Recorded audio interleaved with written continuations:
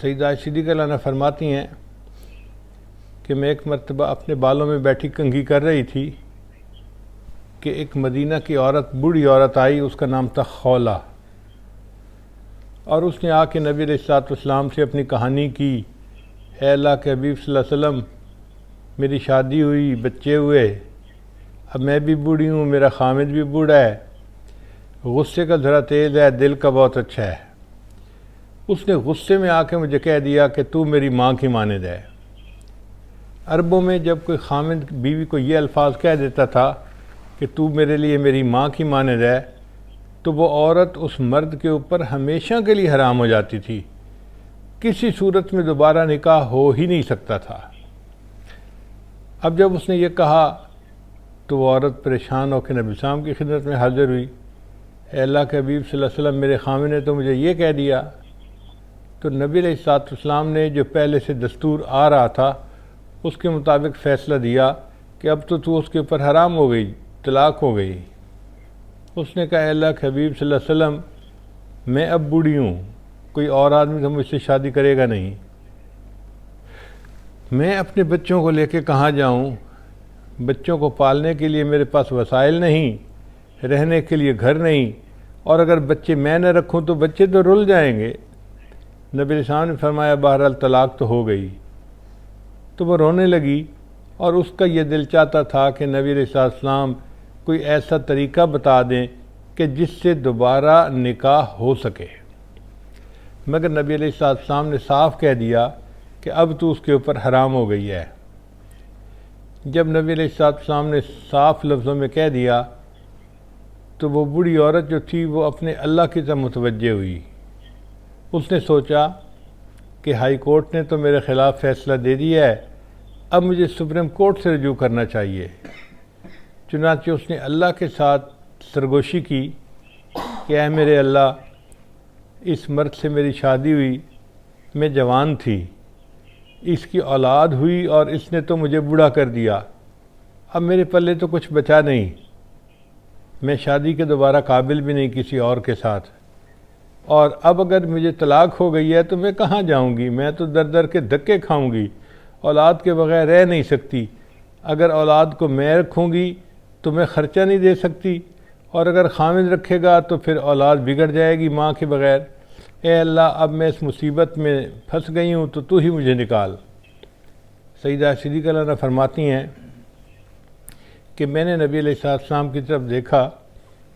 تو میرے آقا صلی اللہ علیہ وسلم نے اپنے سر کے اوپر ایک رومال لے لیا تھا۔ یہ خاص علامت تھی کہ جب نبی علیہ السلام پر وحی اترتی تھی تو اللہ کے حبیب صلی اللہ علیہ وسلم یکسوئی کے لیے سر پہ رومال لے لیتے تھے۔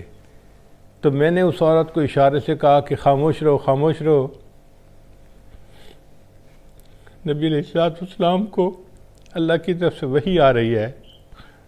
تو وہ تھوڑی دیر خاموش رہی، تو نبی علیہ السلام نے رومال ہٹایا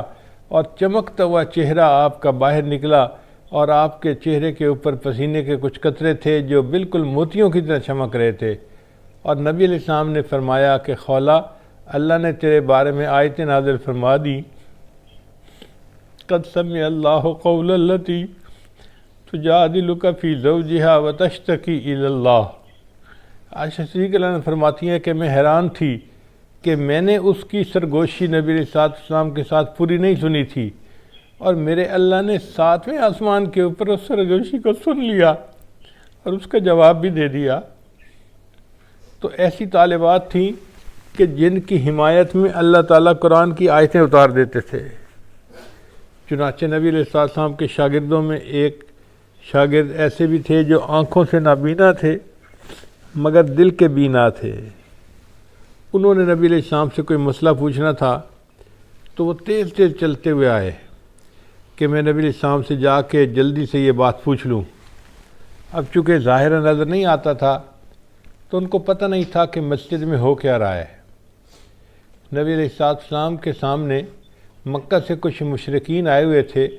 اور نبی علیہ السلام ان کو دین کی دعوت دے رہے تھے، اور آپ صلی اللہ علیہ وسلم چاہتے تھے کہ یہ مشرک اسلام کو قبول کر لیں۔ اب جب یہ نابینا شاگرد آ گیا تو اس نے آتے ہی اپنی بات کر ماری، تو نبی علیہ السلام کے دل پر تھوڑا بوجھ ہوا کہ یہ تو اپنا ہے، اس کو تو بعد میں بھی بات سمجھا دوں گا، ابھی جن سے میں بات کر رہا ہوں یہ مجھے ان سے بات کرنے دیتا تاکہ وہ ہو سکتا ہے ایمان کو قبول کر لیں اور عذاب جہنم سے بچ جائیں۔ اب نبی علیہ السلام کے دل پر جو تھوڑا سا بوجھ ہوا تو اللہ نے اس کے بارے میں قرآن میں نبی علیہ السلام سے محبوبانہ خطاب فرمایا، ارشاد فرمایا عبس وتولی ان جاءہ الاعمی وما یدریک لعلہ یزکی او یذکر فتنفعہ الذکریٰ۔ حیرت کی بات ہے کہ اللہ رب العزت اپنے پیارے حبیب صلی اللہ علیہ وسلم سے ایسے خطاب فرما رہے ہیں جیسے کسی انجان سے کیا جاتا ہے۔ اللہ اکبر کبیرہ۔ اس سے پتہ چلتا ہے کہ ان طلباء اور طالبات کی اللہ کے ہاں کیا اہمیت ہے اور اللہ کو یہ کس قدر محبوب ہیں۔ خوش نصیب ہیں وہ بچے اور بچیاں جو دین کا علم حاصل کرنے کے لیے اپنے وقت کو وقف کرتی ہیں۔